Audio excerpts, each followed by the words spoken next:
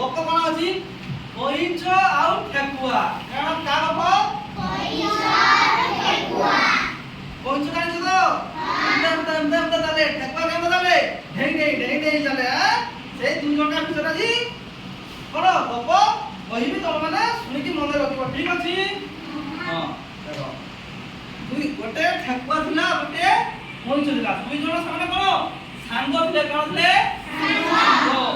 ଠେକୁଆ ଦିନେ କହିଲା, ଆରେ କଇଁଛ ଭାଇ, ତୁ ମୋ ସହିତ ଦୌଡ଼ରେ ଜିତି ପାରିବୁ?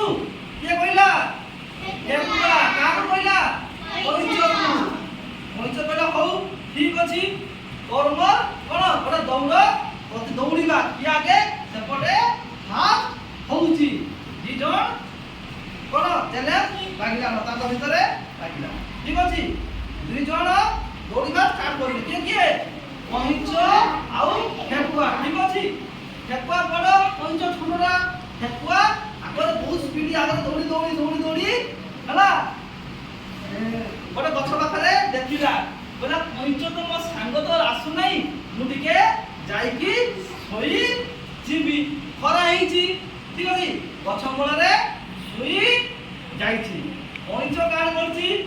ଧୀରେ ଧୀରେ କ'ଣ ଠେକୁଆ ଦେଖିଲା, ଓ ଠେକୁଆ ମୋ ସାଙ୍ଗ ଶୋଇଛି ନା, ସିଏ ଆଗେ ଯାଇକି ପହଞ୍ଚି ଯାଇଛି।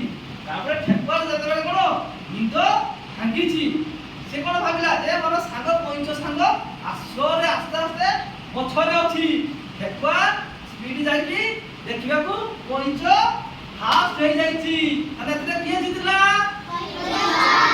କଇଁଛ ଜିତିଲା। ଦେଖ କ'ଣ ପାଇଁ ଜିତିଲା କଇଁଛ? ଠେକୁଆ ତ ଆଗରେ ଥିଲା, କଇଁଛ ପଛରେ ଥିଲା। କଇଁଛ କ'ଣ ପାଇଁ ଜିତିଲା? କିଏ କହିବାର ହାତ ଟେକିଲ? ଚାଲ, ଭେରି ଗୁଡ। क्या वो କ'ଣ ପାଇଁ କଇଁଛ ଜିତିଲା? Very good.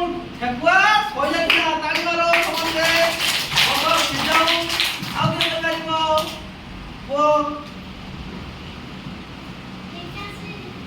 ଠେକୁଆ ଶୋଇ ଯାଇଥିଲା। କ'ଣ ପାଇଁ ଶୋଇ ଯାଇଥିଲା?